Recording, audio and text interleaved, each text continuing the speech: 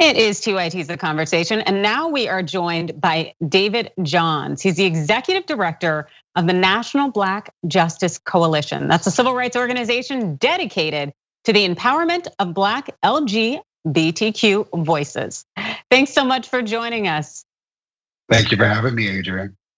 All right, so a lot of things have been going on, David, especially in the LGBTQ space. You know, it's been a landmark week as we saw former Pennsylvania Health Secretary Rachel Levine to be the nation's Assistant Secretary of Health. And she's also happens to be the first openly transgender federal official to receive Senate confirmation.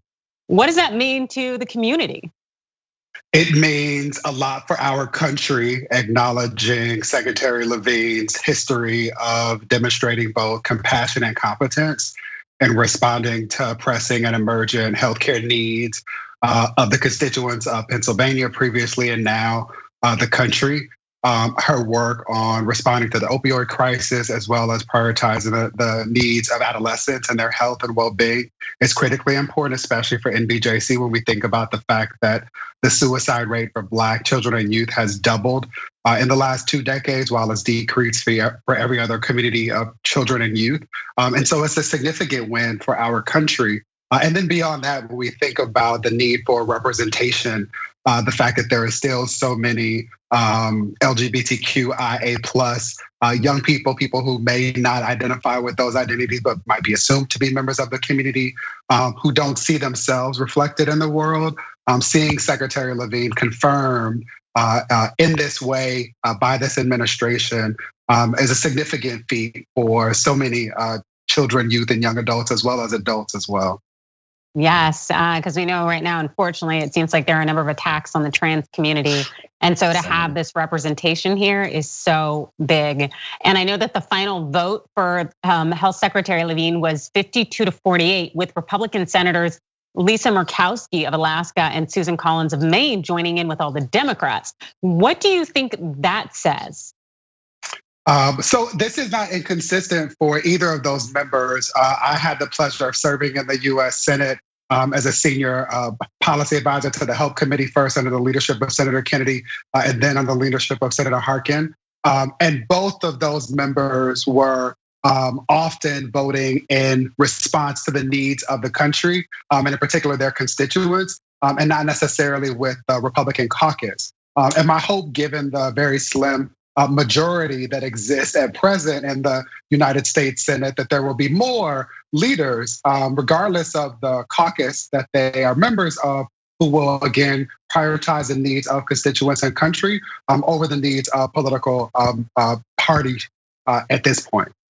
Absolutely, that would be nice if you actually had leaders who are doing what's in the best interest of the nation, as opposed to playing on party lines. So yes, I agree. That is very dope. And also with Levine, she's an accomplished physician. She went to Harvard, Tulane.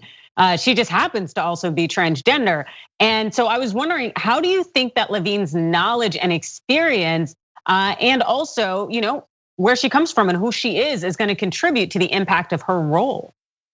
Yeah, most definitely. Any of us who have the unique understanding of the challenges that come with and the unique gifts associated with intersectional identities, you as a Black woman, me as a Black same gender loving man, those of us who are not native to this country, for whom English is not our first language, who have a disability, all understand that we have the obligation to bring additional skills to whatever roles we might occupy professionally. And so everyone should be clear that in addition to being a really thoughtful medical health practitioner, Dr. Levine has additional life experience that in this particular moment is incredibly important to be brought to bear on important conversations. As you mentioned, it should be lost on no one that in the last year, there have been almost 200 pieces of anti-LGBTQ legislation introduced at state legislative houses across this country. The vast majority of them targeting trans individuals, in particular trans girls, trans athletes. We are concerned as an organization about the disproportionate impact that will have upon Black women and girls. I think often about Serena Williams and the many challenges she has faced in continuing to remind the world that she is one of the greatest athletes that has ever existed heretofore, regardless of whatever socially constructed community we might want to remember that she's a member of. And at this point in time, when so many adults are fixated upon young people's genitalia, rather than responding to ensure that their mental health and well-being is prioritized, that they develop cognitively, socially, and emotionally, I am heartened by knowing that Dr. Levine is in a place where she can respond with, again, competence and compassion. Yes, competence, compassion. They sound like things we have not heard of in an administration in a while. So that is a blessing to have those things there. And also, you're absolutely correct in terms of the misogynoir that goes on in regulating our Black female bodies, and this assumption, this thought that we are not, it's almost a lack of humanity. And it's definitely very much undermining of dignity. And so to have to continue to fight in that regard it's very disheartening, but I am heartened to know that we have Dr. Levine there. And so kind of to switch gears with something that dropped last week.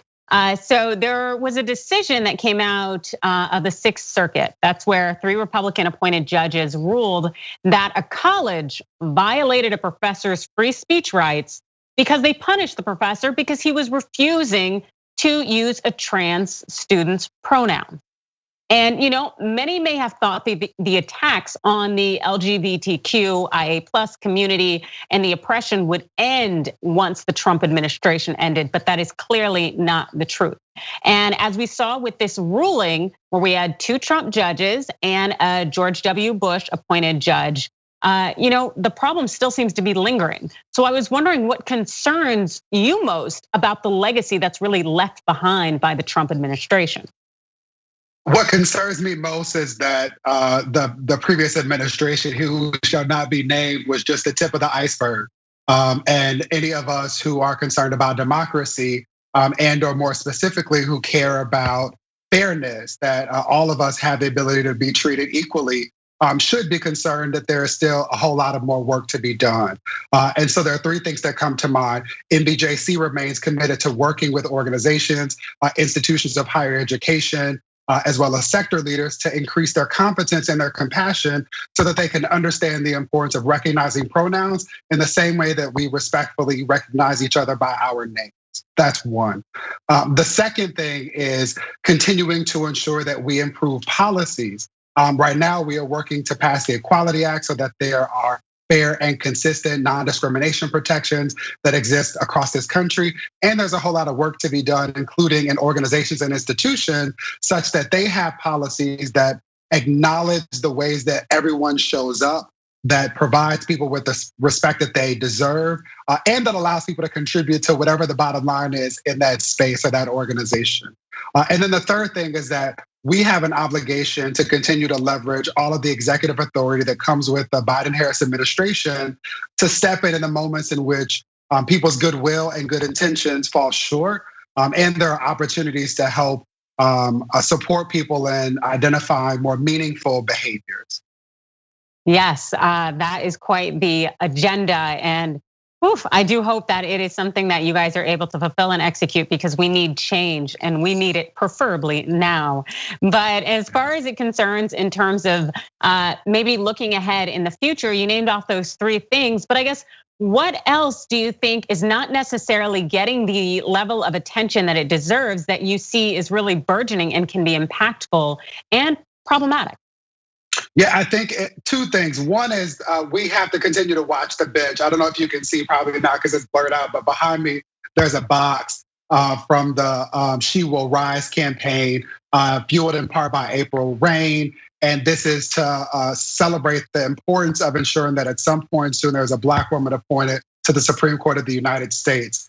As you mentioned, this circuit decision was made possible by people who have a particular view of the court system and the Declaration of Independence. There are a lot of people who I believe hide behind what they call federalism, while we should just simply name it as white supremacy.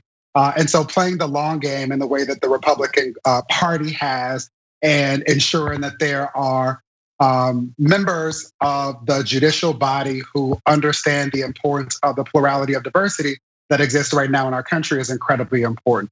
The second thing is that we need to have more meaningful conversations about the importance of respecting one another, whether that be by acknowledging one's pronouns. And if that's too complicated for you, for whatever reason, that's a whole nother conversation, of respecting somebody's given name. We simply do not interrogate the ways in which we police one another and maintain systems of oppression, including by binaries that exist based on pronouns. For anybody who's not understanding what it is that I'm attempting to say right now, just consider the fact that there's one way to refer to a grown boy, he's a man. There are three ways to refer to a grown girl. She is a Miss, M-I-S-S, a Mrs. M-S, or she is a M-R-S, Mrs. And each of those designations come with a set of legal, political, and social implications, all associated with one's relationship to a man. That's by design. And the more we can talk about these social constructs, the more we can make people uncomfortable with things that they otherwise assume to be natural and traditional, because they just aren't. So this is a long way of saying there's a whole lot of work to do, and I hope that all of us are committing to doing more. Thank you so much for joining us, David Johns, Executive Director, National Black Justice Coalition. Thank you so much. Thanks for watching The Young Turks. Really appreciate it. Another way to show support is through YouTube memberships. You'll get to interact with us more. There's live chat emojis, badges. You've got emojis of me, Anna, John, JR. So those are super fun. But you also get playback of our exclusive member-only shows and specials right after they air. So all of that, all you gotta do is click that join button right underneath the video. Thank you.